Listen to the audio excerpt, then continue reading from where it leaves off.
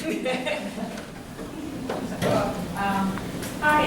my name is Akisa Fukuzawa. I'm actually executive director of Japan Society in Central Ohio.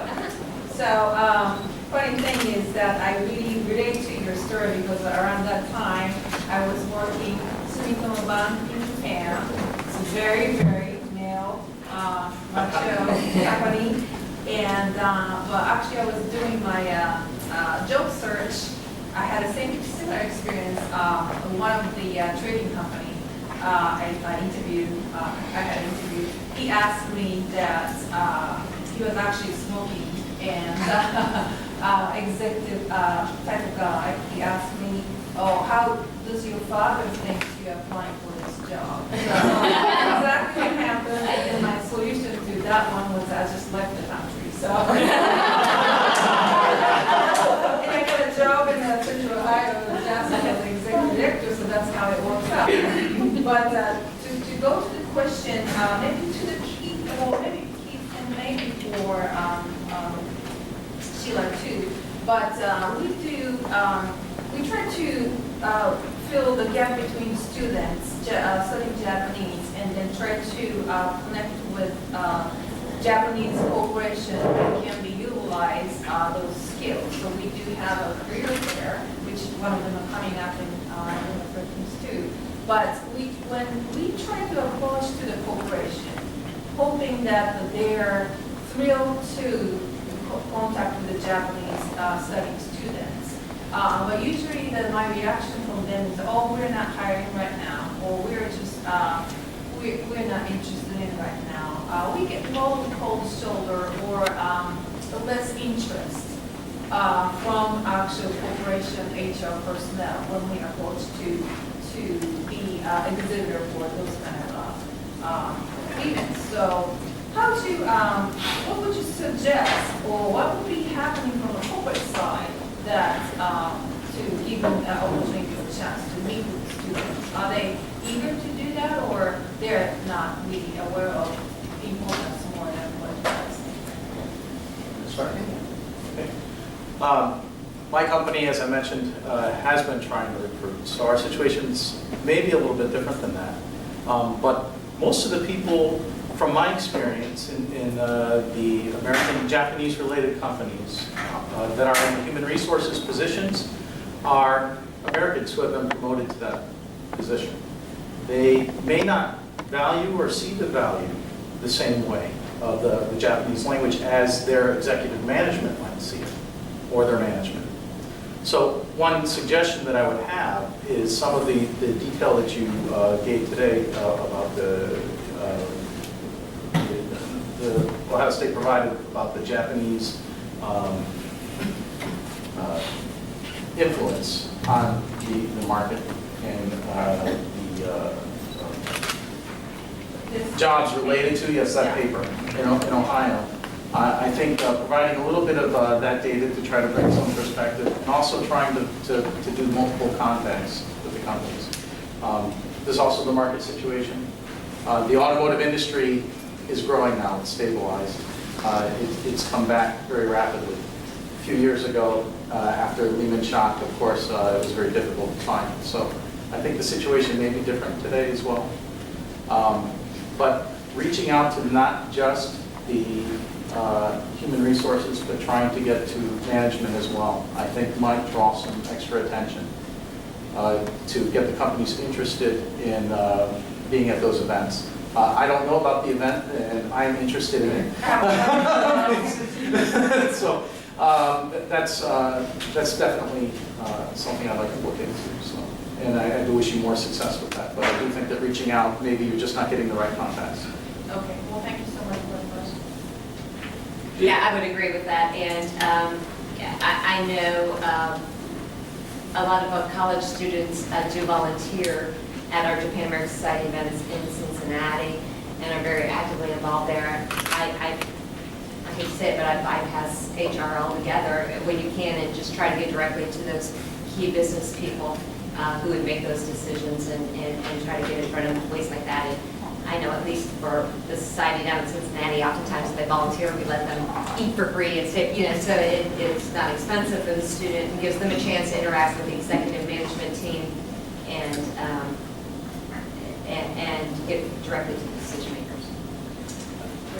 If I can actually say something about that too, and I know that THK is pretty active in participating in those types of events, but are you getting it with the companies are saying that they don't need anybody who's bilingual, or they're not hiring in general, and therefore they're not interested in participating? And sometimes they say, oh, right the moment that we try to do the event, they're saying that they're not really open-minded to, even they're not hiring, let's go up and then meet with the students. That's the kind of thing that I want looking for, but probably at the time for the company doesn't have the resources to put it out, or they're not hiring.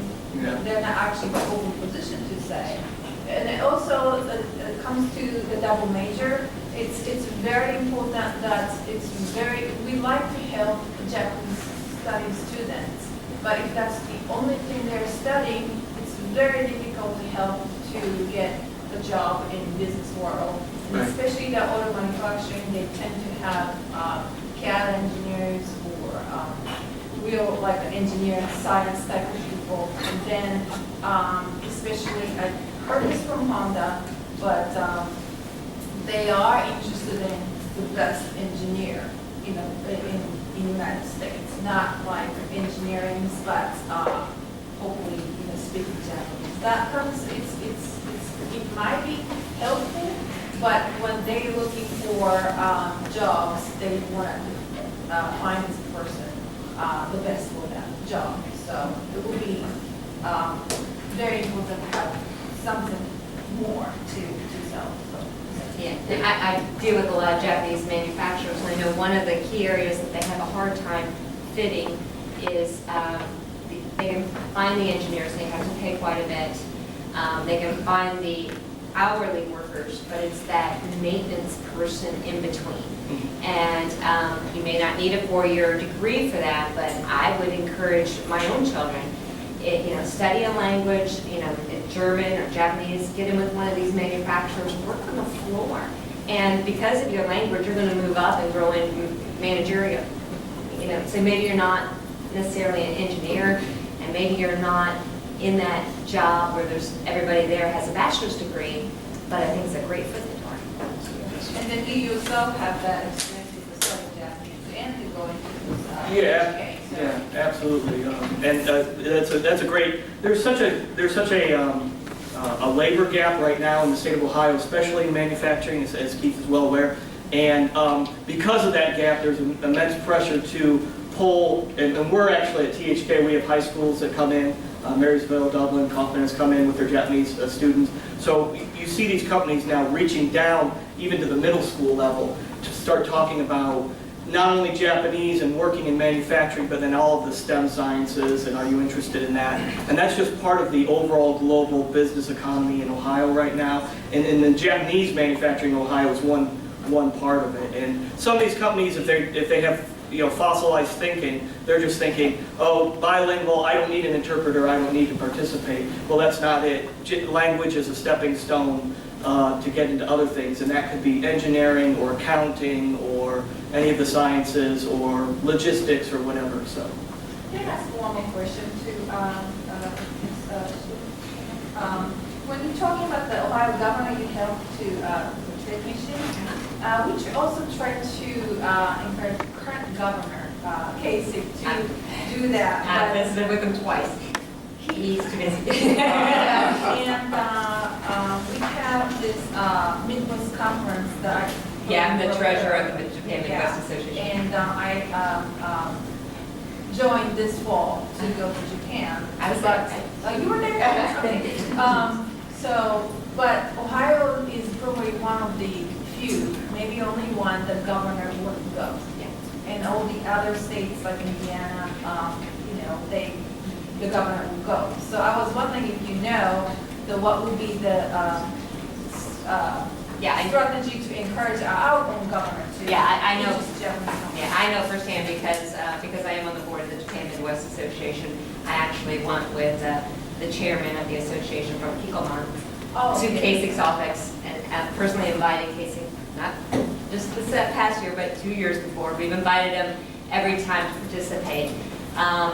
This year, he's a little busy running for the president. So I'll give him that. The 2 years before, when we had his, I think his mentality was just a little bit more, he didn't, Governor Taft, who I did this, the trade missions with before, he very much understood the long-term nature of developing business, especially with the Japanese. His grandfather had planted the cherry tree. Yeah, so he had a history of Japan. He understood the culture very much. I think Kasich's trying to learn, but I think Governor Kasich, my personal opinion, is just a little impatient with that. He wants to do deals. He wants to just go in and just tell me what you need and let's start negotiating the contract.